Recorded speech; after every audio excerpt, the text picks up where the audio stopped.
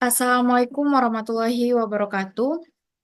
Perkenalkan, nama saya Alifa Fairuz Sabira dengan NIM 2104229. Pada kesempatan kali ini saya akan mempresentasikan tugas akhir saya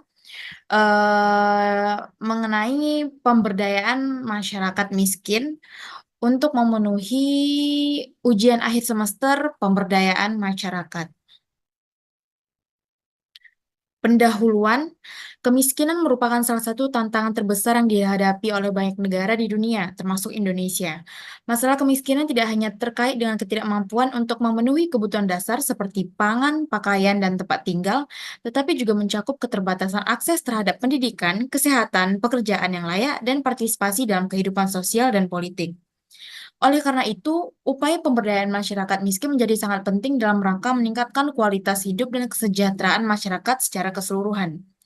Pemberdayaan masyarakat miskin adalah proses yang berfokus pada peningkatan kapasitas individu dan kelompok dalam masyarakat miskin untuk mengambil kontrol atas kehidupan mereka dan mencapai tujuan-tujuan mereka sendiri. Pemberdayaan ini mencakup berbagai aspek, mulai dari penguatan kapasitas ekonomi, akses terhadap pendidikan dan kesehatan, hingga partisipasi aktif dalam proses pengambilan keputusan yang mempengaruhi kehidupan mereka.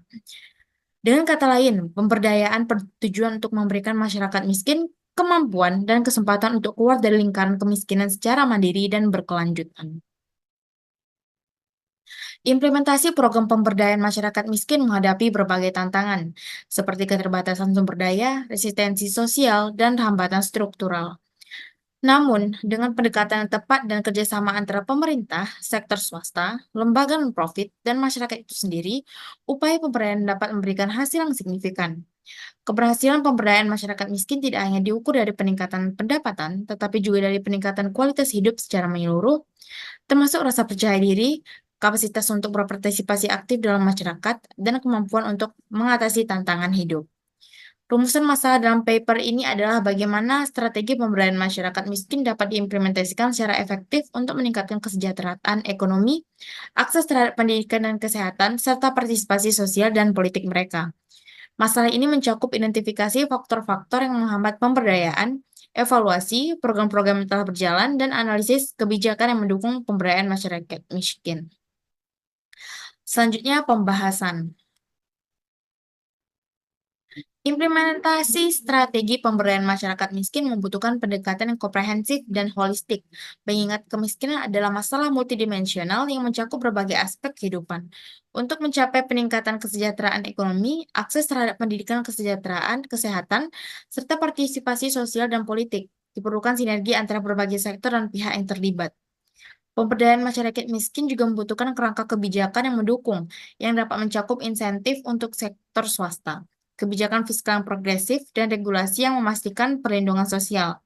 Misalnya, insentif pajak bagi perusahaan yang berinvestasi dalam program pemberdayaan ekonomi lokal dapat mendorong keterlibatan sektor swasta dalam mengatasi kemiskinan.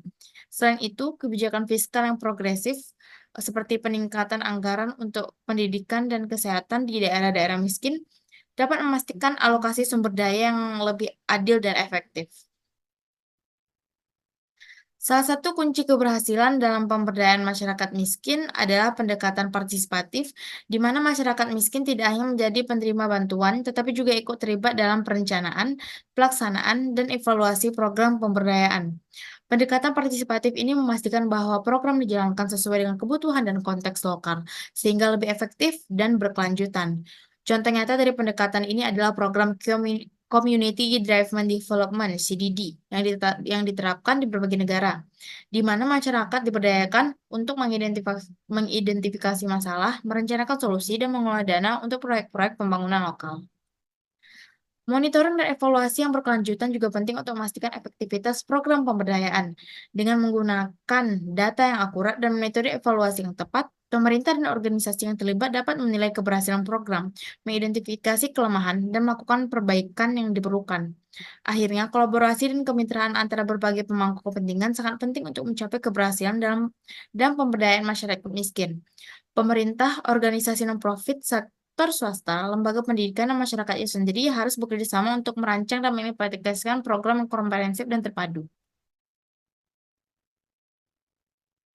Pada akhirnya, keberhasilan pemberdayaan masyarakat miskin memerlukan komitmen jangka panjang dan pendekatan yang fleksibel, yang dapat menyesuaikan dengan dinamika sosial, ekonomi, dan politik yang terus berubah. Evaluasi terus-menerus dan penyesuaian strategi berdasarkan pembelajaran dan umpan balik dari masyarakat itu sendiri sangat penting untuk memastikan bahwa program pemberdayaan tetap relevan dan efektif. Melalui pendekatan yang holistik, inklusif, dan adaptif, pemberdayaan masyarakat miskin dapat membawa perubahan yang signifikan dan berkelanjutan membantu mengangkat jutaan orang dari kemiskinan dan memberikan mereka kesempatan untuk hidup yang lebih baik dan lebih bermakna. Program pemerintah dalam pemberdayaan masyarakat miskin. Adapun program pemerintah mengenai pemberdayaan masyarakat miskin mencakup berbagai inisiatif yang bertujuan untuk mengurangi kemiskinan, meningkatkan kesejahteraan, dan memberdayakan masyarakat dalam berbagai aspek kehidupan. Seperti halnya dengan program pemerintah, program Indonesia Pintar atau disingkat PIP. PIP adalah program bantuan pendidikan yang memberikan kartu Indonesia Pintar, KIP, kepada anak-anak dari keluarga miskin. Dengan kartu ini, mereka mendapatkan bantuan biaya pendidikan untuk keperluan seperti pembelian buku, seragam, dan biaya sekolah. Program ini bertujuan untuk memastikan bahwa anak-anak dari keluarga miskin tetap mendapatkan akses pendidikan yang layak dan mengurangi angka putus sekolah. Jadi kesimpulan dari presentasi ini adalah pemberdayaan masyarakat miskin adalah upaya yang kompleks dan memerlukan pendekatan holistik serta multidimensi untuk mencapai keberhasilan yang berkelanjutan. Implementasi strategi pemberdayaan harus melibatkan peningkatan kesejahteraan ekonomi, akses yang lebih luas terhadap pendidikan dan kesehatan, serta peningkatan partisipasi sosial dan politik.